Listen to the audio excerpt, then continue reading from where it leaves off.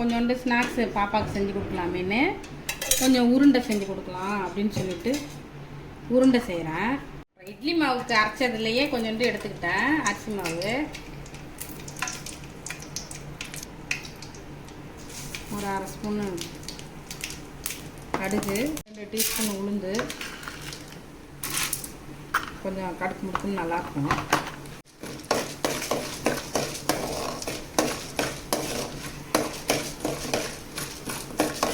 இந்த மாவு வச்சுருக்கேன்னா அதை எடுத்து அதில் போட்டுக்க வேண்டியதான்.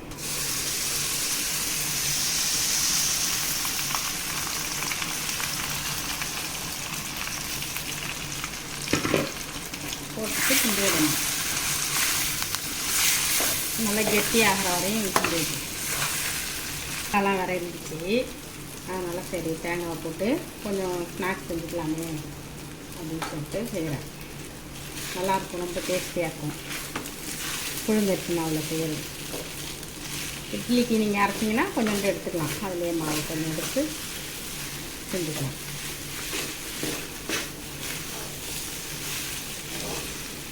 பாருங்க கட்டி ஆயிடுச்சு. உருண்டையாக உருட்டி அப்படியே வச்சிட வேண்டியதுதான்.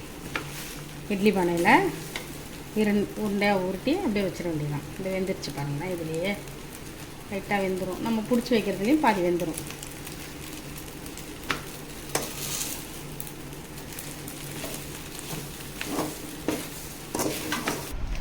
அந்த உப்பு போட்டதுனால நம்ம கொஞ்சம் அங்கே இருக்கும்ல, அதனால் ஒன்றா அப்படி பிசைஞ்சிட்டு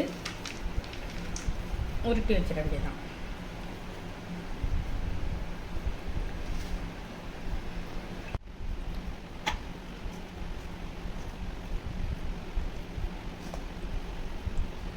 உருண்டை பிடிச்சிட்டோம். இதை இப்போ வந்து ஒரு 10 நிமிஷம் வேக வச்சு எடுத்து வச்சு தண்ணி சூடு பண்ணணுன்னா வச்சு வேக வச்சு எடுத்துக்க வேண்டியதான். மூடி போட்டோம். இட்லி நம்ம எப்படி பண்ணுறோமோ அது என்ன பண்ணுறோம்.